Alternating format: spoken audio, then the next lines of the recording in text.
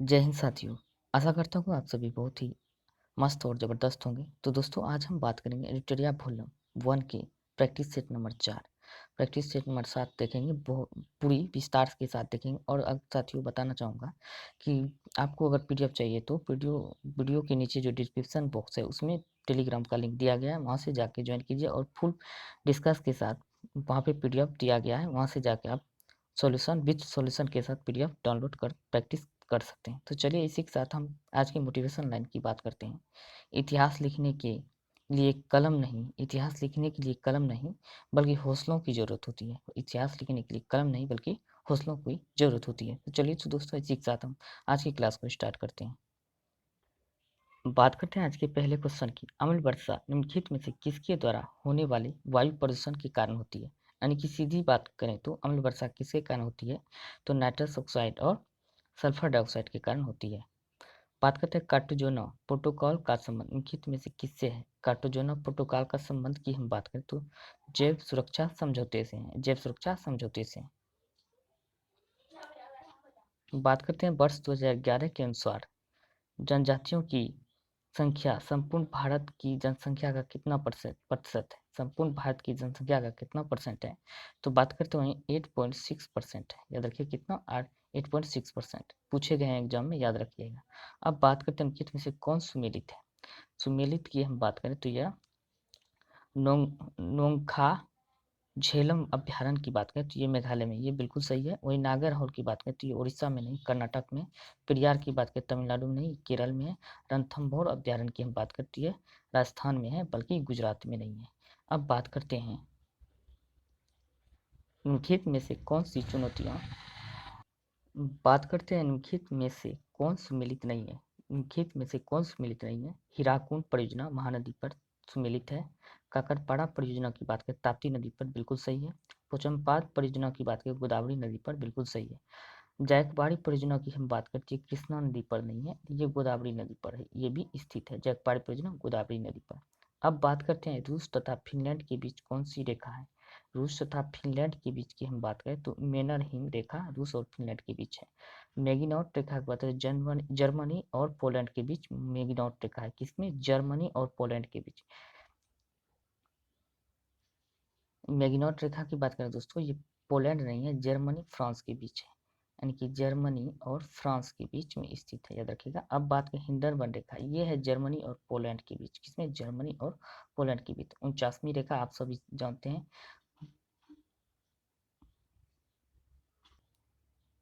ये यूएस और कनाडा के बीच, यानी कि अमेरिका और कनाडा के बीच 49वीं समांतर रेखा है। अगर हम बात करें तो भारत पाकिस्तान के बीच रेड क्लिफ रेखा है। कौन सी? रेड क्लिफ रेखा है। बात करते हैं विश्व पर्यटन संगठन का मुख्यालय की बात करें तो ये स्पेन में स्थित है। कहाँ पे? स्पेन है। और विश्व व्यापार संगठन, स्वास्थ्य संगठन, दोनों का मुख्यालय की बात करें तो ये जेनेवा में स्थित है। अब बात करते हैं एशियाई विकास बैंक का मुख्यालय कहाँ पर स्थित है? तो मुख्यालय की बात करते हैं फिलीपींस देश के मनीला में स्थित है। फिलीपींस देश के मनीला जो है उसमें स्थित है। और इसके स्थापना की बात करें तो 1966 में किया गया था। किसमें? 1966 में। अब बात करते हैं थल सेना दिवस कब मनाया जाता है? थल सेना दिवस की हम बात करते हैं 15 जनवरी को मनाया जाता है।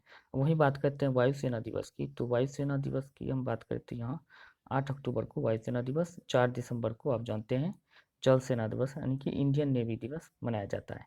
बात करते हैं निम्नलिखित में से कौन सा महल अकबर द्वारा निर्मित है? अकबर द्वारा निर्मित की हम बात करें कौन सा महल है? तो ये महल की बात करें तो जहांगीर महल का निर्माण अकबर के द्वारा कराया गया था। कौन सा? जहांगीर महल। और दोस्तों हम बात करते हैं 16 दिसंबर को विजय दिवस के रूप में मनाया जाता है। याद आ गया है? 16 दिसंबर को याद रखिएगा विजय दिवस के रूप में मनाया जाता है। अब बात करते हैं मध्यकालीन भारत में मनसबदारी व्यवस्था क्यों लागू की गई थी, यानी क्यों लगाया गया था मनसबदारी प्रथा? तो बात है सैनिकों को सुगमता से भर्ती हेतु, सैनिकों को भर्ती में सुगमता हेतु यह मनसबदारी प्रथा लाया गया था। किसके द्वारा लाया गया था मनसबदारी प्रथा? अकबर के द्वारा यह मनसबदारी प्रथा लागू किया गया था। बात करते हैं निम्न में से कौन सा एक राष्ट्रवादी समाचार पत्र नहीं था? राष्ट्रवादी समाचार पत्र की बात करें द टाइम्स ऑफ इंडिया नहीं था। अब बाकी सब राष्ट्रवादी समाचार पत्र तीनों था। अब बात करते हैं जलियांवाला बाग नरसंहार किस गांधीवादी सत्याग्रह के संबंध में हुआ? रोलेक्ट एक्ट गांधीवादी सत्याग्रह के संबंध में हुआ था। बात करते हैं किस सुल्तान ने जमीन पर फसल की नपाई का आधा राजस्व के रूप में निर्धारित किया था। आधा राजस्व के रूप में निर्धारित कौन किया था? अलाउद्दीन खिलजी के द्वारा किया गया था। महात्मा गांधी ने भारतीय राष्ट्र कांग्रेस की अध्यक्षता कब की थी? एकमात्र अध्यक्षता कांग्रेस के बेलगांव अधिवेशन में महात्मा गांधी जी के द्वारा 1924 में किया गया था, याद रखिएगा। अब बात करते हैं विजय साम्राज्य अवशेष कहाँ मिलता है? विजय साम्राज्य की अवशेष की बात करें तो हम्पी में मिलता है। कहाँ पे? हम्पी में। त्रिपिटक किसकी धार्मिक पुस्तक है? त्रिपिटक की हम बात करें तो बौद्ध धर्म की एक धार्मिक पुस्तक है।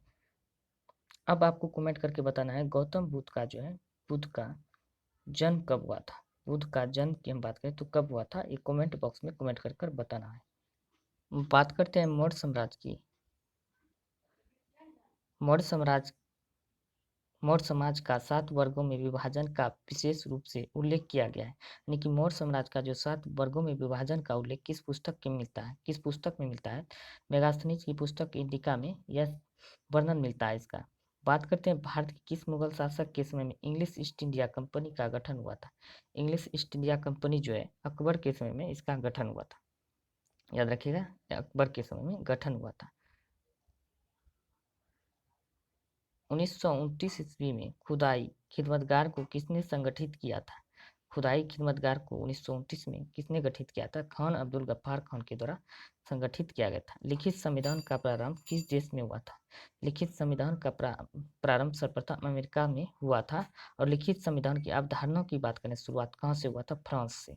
ये भी याद रखिएगा, क्वेश्चन कई बार पूछे जाते हैं। लिखित संविधान की अवधारणाओं की शुरुआत फ्रांस से, लिखित संविधान का प्रारंभ अमेरिका से। और बात करें संघवादी ढांचा जो भारत में लिया गया है ब्रिटेन से, भारत में संघवादी ढांचा कनाडा से लिया गया है, यानी कि ब्रिटेन से नहीं कनाडा से संघवादी ढांचा लिया गया है, याद रखिएगा। अब बात करते हैं ब्रिटेन के बारे में। तो ब्रिटेन जो है अलिखित संविधान है, एक दुनिया में का यानी कि ब्रिटेन का जो है अलिखित संविधान है, याद रखिएगा। अब बात करते हैं संविधान, भारतीय संविधान में संशोधन करके शिक्षा का अधिकार कब से लागू किया गया? शिक्षा का अधिकार की बात करें संशोधन करके 1 अप्रैल 2010 में लागू किया गया था। किसमें? 21A में, अनुच्छेद 21A में, याद रखिएगा, लागू किया गया। अब बात करते हैं भारतीय संविधान द्वारा प्रदत्त निम्न में से कौन सा अधिकार गैर नागरिकों को भी उपलब्ध है? गैर नागरिकों को उपलब्ध कौन सा अधिकार है? संवैधानिक निराकरण का अधिकार। कौन सा? संवैधानिक निराकरण का अधिकार है। बात करते हैं लोक लेखा समिति अपनी रिपोर्ट किसे प्रस्तुत करता है? लोक लेखा समिति अपना रिपोर्ट जो है लोकसभा स्पीकर को प्रस्तुत करता है। निम्नलिखित में से किस अनुच्छेद के तहत भारत के राष्ट्रपति द्वारा राष्ट्रीय आपातकाल की घोषणा की जाती है? भारत के राष्ट्रपति द्वारा राष्ट्रीय आपात की हम बात करें तो आपातकाल आपातकाल कुल 3 प्रकार के होते हैं। तो उनमें से राष्ट्रपति द्वारा पहला आपातकाल की बात करें तो अनुच्छेद 352 के तहत लगाया जाता है, और 356 के तहत राष्ट्रपति शासन लगाया जाता है, और 360 के तहत की हम बात करें तो यह वित्तीय आपात लगाया जाता है। अब बात करते हैं एक विधेयक जो संसद में प्रस्तुत किया जाता है कौन सी क्रिया के बाद अधिनियम बन जाता है? यानी कि एक विधेयक जो पहले लोकसभा में, उसके बाद राज्यसभा के पास जाता है, उसके बाद हम बात करें तो राष्ट्रपति के पास जाने के बाद वह विधेयक बन जाता है। जब राष्ट्रपति अपनी सहमति दे देता है, यानी कि राष्ट्रपति जब उस पर साइन कर देता है या सहमति दे देता है, तो वह एक कानून या विधेयक बन जाता है। अब बात करते हैं जिस समिति की सिफारिश पर भारत में पंचायती राज की व्यवस्था की गई उसका अध्यक्ष कौन था? उसका अध्यक्ष की बात करें तो बलवंत राय मेहता। ये त्रिस्तरीय यानी 3 स्तर का पंचायती राज व्यवस्था लागू करने का सुझाव इसी ने दिया था। और अशोक मेहता की बात करें तो 2 स्तरीय पंचायती राज व्यवस्था लागू करने का सुझाव दिया गया था, याद रखिएगा। अब बात करते हैं 18 वर्ष की आयु पर मताधिकार का प्रयोग पहली बार आम चुनाव में कब किया गया था? यानी कि 18 वर्ष की आयु की मताधिकार का सहमति के जो बना था 18 यानी कि कम से कम 18 वर्ष होना चाहिए मत डालने के लिए। तो ये कब सहमति बना था? 1989 में बना था। और यह पूछे जाते हैं कि संशोधन द्वारा जो है 18 वर्ष आयु कर दिया गया था। 61वें संविधान संशोधन द्वारा जो है 21 से 18 वर्ष आयु कर दिया गया था मताधिकार के लिए। और पूछ सकते हैं कि आप मत डालने के लिए कम से कम आपको कितना उम्र होना आवश्यक है? तो 18 वर्ष होना आवश्यक है। और पंचायती राज चुनाव लड़ने के लिए कम से कम आपको 21 वर्ष का उम्र होना चाहिए। अब बात करते हैं वही प्रधानमंत्री बनने के लिए 25 साल उम्र होना चाहिए, मुख्यमंत्री, राज्यपाल और राष्ट्रपति आदि बनने के लिए 35 साल का उम्र होना चाहिए आपको। वहीं राज्यसभा और विधान परिषद का सदस्य बनने के लिए तो 30 वर्ष का उम्र आपको होना अनिवार्य है। अब बात करते हैं इलेक्ट्रॉन की तरंग प्रकृति की खोज किसने किया था? इलेक्ट्रॉन की तरंग प्रकृति की खोज की हम बात करें तो डी ब्रोगली के द्वारा इलेक्ट्रॉन तरंग की प्रकृति का खोज किया गया था। अगर न्यूट्रॉनों की हम बात करें तो पाउली के द्वारा किया गया था। न्यूट्रॉनों की खोज पाउली के द्वारा और प्रोटॉन की खोज रदरफोर्ड या एंडरसन, जो दोनों दिए जाते हैं, जो में से यानी कि रदरफोर्ड एंडरसन दोनों हो जाते हैं। इलेक्ट्रॉन की अगर बात करें तो इलेक्ट्रॉन की खोज जे थॉमसन के द्वारा किया गया था। अब बात करते हैं मेडली द्वारा बनाई गई आवर्त सारणी में वर्ग की संख्या कितनी होती है? वर्ग की संख्या की बात करें तो 9 होता है, और उपवर्गों सहित वर्ग की संख्या की बात करें तो कुल 18 होता है। और वहीं बात करते हैं आवर्त की अगर संख्या पूछे तो कुल आवर्त 7 होते हैं। तो याद रखिएगा आप। आवर्त सारणी, आधुनिक आवर्त सारणी की अगर पूछे तो किस पर आधारित है? परमाणु क्रमांक पर आधारित है। तो इसकी आधुनिक आवर्त सारणी किसकी देन है? तो मोस्ले की देन है। किसकी? मोस्ले की। याद रखिएगा। अब बात करते हैं मिथाइल ऑरेंज के कक्षीय विलयन का रंग कैसा होता है? मिथाइल ऑरेंज के कक्षीय विलयन का रंग की हम बात करें तो पीला रंग होता है। कैसा रंग होता है? पीला होता है। अब बात करते हैं प्राकृतिक रबर को कठोर बनाने के लिए क्या मिलाया जाता है? प्राकृतिक रबर को कठोर बनाने के लिए कार्बन का प्रयोग किया जाता है। वहीं बात करते हैं एस्मेल्टाइट। एस्मेल्टाइट निम्न में से किसका अयस्क है? एस्मेल्टाइट की हम बात करते हैं यह एक कोबाल्ट का अयस्क है। किसका? कोबाल्ट का। टी यहाँ पे भी आता है लास्ट में, और इसमें भी टी आता है। ऐसे भी करके आप याद कर सकते हैं आसानी से। अब बात करते हैं उजला थोथा का रासायनिक सूत्र क्या होता है? उजला थोथा की रासायनिक सूत्र की बात करें हम तो यह हो जाएगा बी हो जाएगा ZnSO4 इंटू 7H2। इसका आंसर बी होगा। अब बात करते हैं निम्नलिखित में से किस ग्रह का घनत्व सबसे कम होता है? सबसे कम घनत्व की बात करें शुक्र का सबसे कम घनत्व होता है। अब बात करते हैं निम्नलिखित में से किस देश से विषुवत रेखा नहीं गुजरती है? विषुवत रेखा की हम बात करें तो विषुवत रेखा बीचों बीच, जिसको भूमध्य रेखा भी कहते हैं, तो बीचों बीच गुजरता है। तो देख सकते हैं विषुवत रेखा की हम बात करें तो यह दक्षिण अमेरिका और अफ्रीका और कुछ एशियाई देशों से होकर गुजरती है। जिसमें कि हम बात करें तो अर्जेंटीना और दक्षिण अफ्रीका के सबसे नीचे में, दक्षिण अमेरिका जो है इस प्रकार का है। तो यहाँ पे देख सकते हैं ऐसे करके कुछ दिया हुआ है। यहाँ पे अर्जेंटीना देश है तो इसके नीचे में है। तो देख सकते हैं यहाँ पे अर्जेंटीना हो जाता है, तो इससे होकर नहीं गुजरता है। बाकी सभी देशों से होकर विषुवत रेखा गुजरते हैं।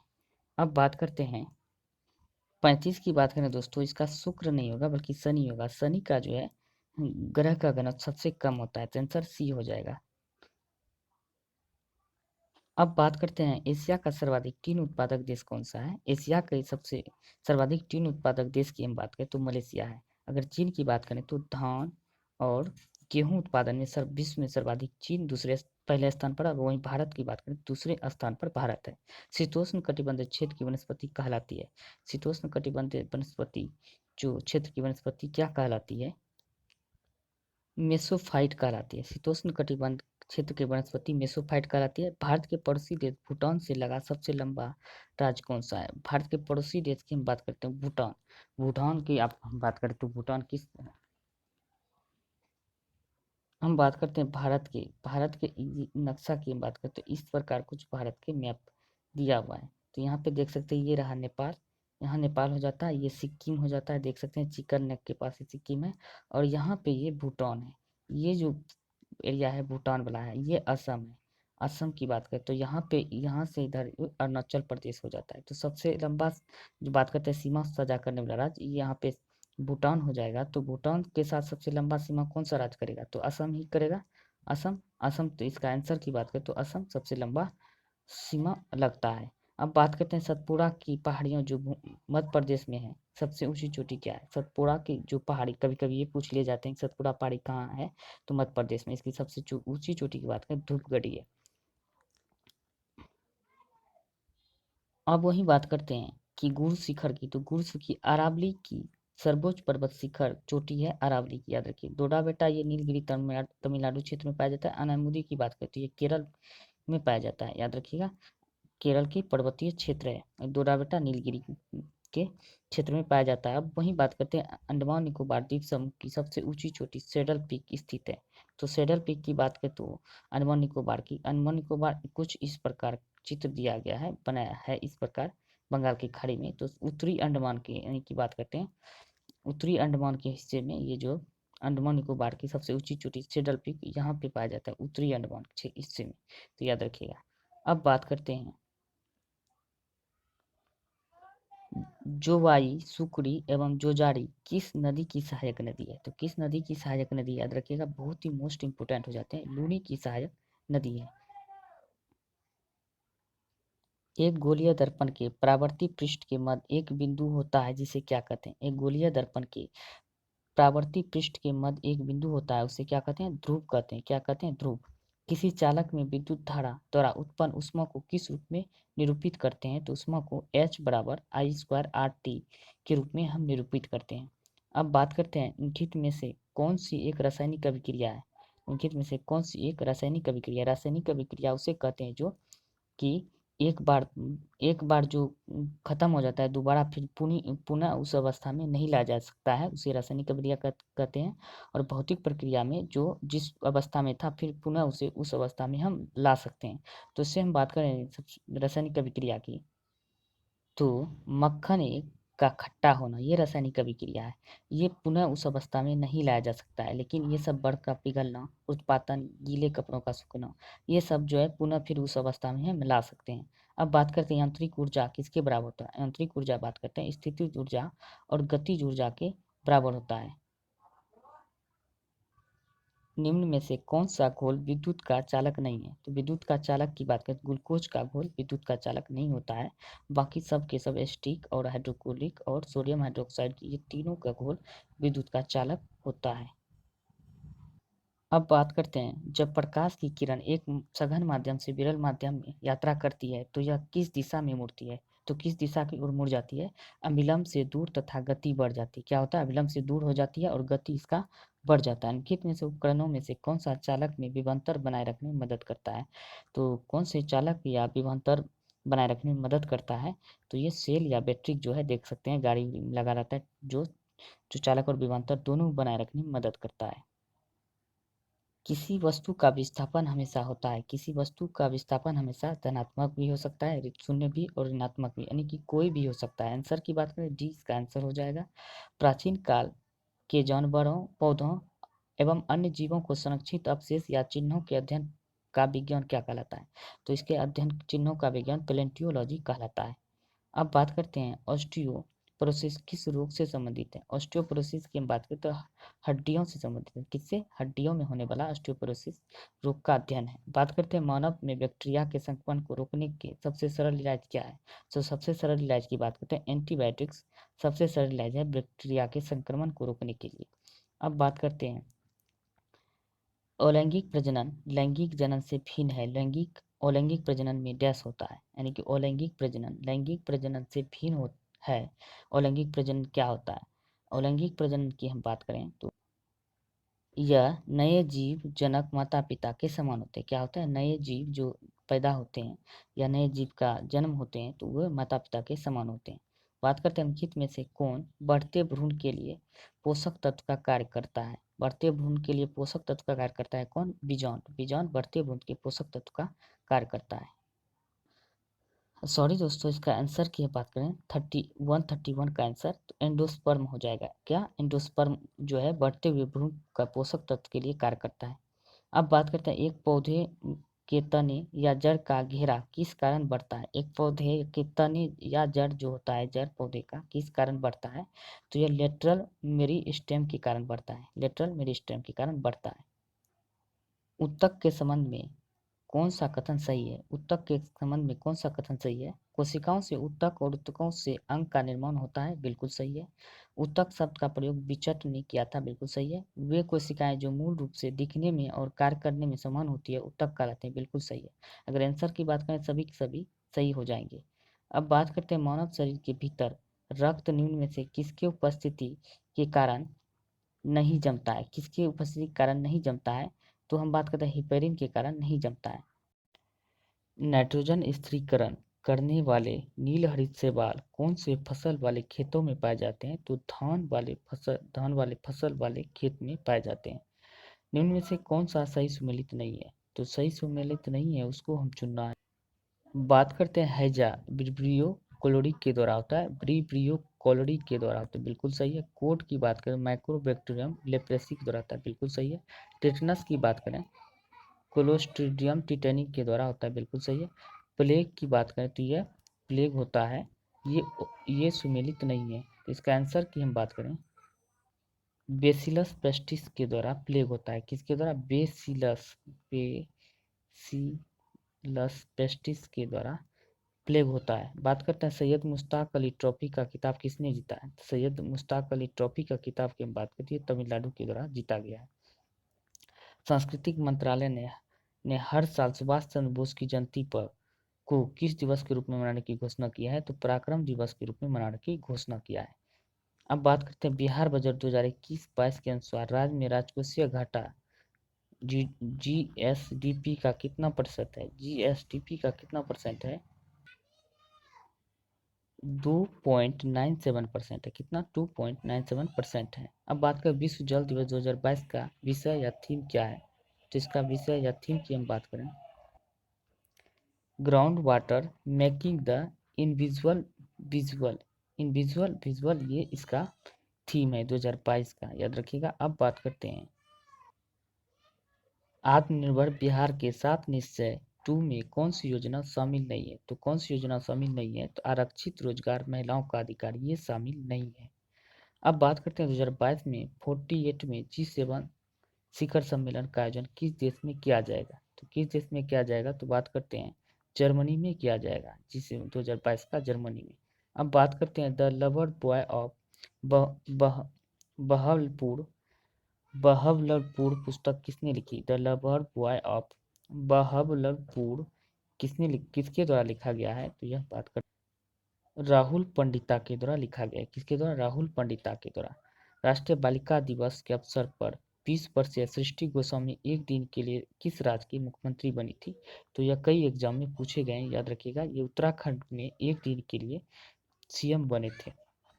अब बात करते हैं अक्षय ऊर्जा के उत्पादन में भारत का विश्व में कौन सा स्थान है? तो भारत का विश्व में 5वां स्थान है। अब वहीं बात करते हैं बिहार का पहला खेल विश्वविद्यालय कहाँ बनाया जाएगा? तो राजगीर में बनाया जाएगा खेल विश्वविद्यालय। अब बात करते हैं निम्नलिखित में से किस खिलाड़ी ने टाटा आईपीएल 2022 में पर्पल का खिताब जीता है? तो अब पिछले वीडियो में हमने बताया था बहुत ही शॉर्ट ट्रिक में पर्पल लो आ गया लास्ट में, तो चहल लो दोनों के लास्ट में लो बनता है। देख लीजिए यहाँ पर्पल और चहल। चहल जो है मतलब पर्पल कप चहल के द्वारा जीता गया है। और ऑरेंज की बात करें तो यह ऑरेंज कप हमको नाम याद नहीं आ रहा है, तो आप कमेंट करके ज़रूर बताएं। अगर जिसको भी याद आए ऑरेंज कप किसको मिला है तो ये कमेंट कर जरूर बतावें। अब बात करते हैं राष्ट्रीय आय से संबंधित हिंदू वृद्धि दर की अवधारणा किसने दिया था? राष्ट्रीय आय से संबंधित हिंदू वृद्धि दर की अवधारणा प्रोफेसर कृष्णा के द्वारा दिया गया था। और बात करते हैं इजी ऑन इंडियन इकोनॉमिक के लेखक कौन है? इजी ऑन इंडियन इकोनॉमिक के लेखक की हम बात करें एमजी रानाडे के द्वारा लिखा गया, यानी कि इसके लेखक एमजी रानाडे थे डे हैं। बात करते हैं 1938 में गठित राष्ट्रीय नियोजन समिति के अध्यक्ष कौन है? तो राष्ट्रीय नियोजन समिति की बात करें तो अध्यक्ष पंडित जवाहरलाल नेहरू थे। तो दोस्तों आज के लिए इतना ही, मिलते हैं अगले वीडियो में। टेक केयर, बाय बाय, अपना ख्याल रखिए, मस्त रहिए, जबरदस्त रहिए, बच्चों सैनिकों का सम्मान कीजिए।